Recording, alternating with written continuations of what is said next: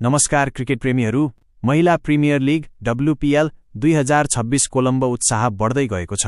आज हामी चर्चा गर्दैछौं म्याच नो 15 कोलम्ब बारेमा, जहाँ आम्ने सामने हुँदैछन् royal Challengers Bengaluru RCBW vs daily capitals DCW। स्थान BCA स्टेडियम, कोताम्बी, वडोदरा। समय साँझ 7:45 बजे। यो मैदान नयाँ भए तापनि यहाँ उच्च स्कोरको अपेक्षा गरिएको छ। दुवै टोलीका लागि यो खेल कर या मरको स्थिति जस्तै छ।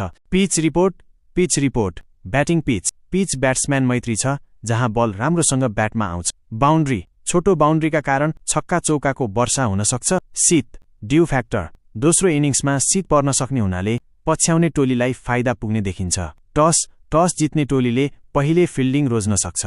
अपेक्षित स्कोर पहिलो इनिङ्समा 150 देखि 170 रन। दिल्ली क्यापिटल्स NCW को अवस्था शक्ति सन्तुलित टोली, स्थिर टप अर्डर र उत्कृष्ट अलराउन्डरहरू। कठिन परिस्थितिमा पनि संयमित प्रदर्शन।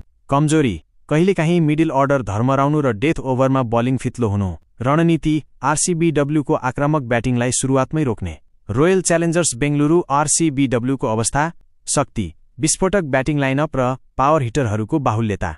पावर प्लेमा आक्रामक सुरुवात दिने क्षमता। कमजोरी बलिङमा एकरूपताको अभाव र रन बढी खर्चिनु। रणनीति पावर प्लेमा बलियो पकड जमाएर दिल्लीलाई दबावमा राख्ने। खेलका मुख्य बुदाहरू 1.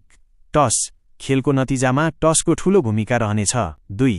पावर प्ले जसले पावर प्लेमा बाजी मार्छ उसैले खेल नियन्त्रण गर्नेछ। की ब्याटल RCBW का ब्याट्सम्यान विरुद्ध DCW का बलरहरू। निष्कर्ष यो खेल अन्तिम ओभरसम्म रोमाञ्चक हुने सम्भावना छ। तपाईको पालो, तपाईको विचारमा आज कसले जित्ला, RCBW कि DCW? आफ्नो अनुमान कमेन्ट गर्नुहोस्। भिडियो मन परे लाइक गर्नुहोस् र क्रिकेट अपडेटका लागि सब्स्क्राइब गर्न नबिर्सनुहोस्। धन्यवाद।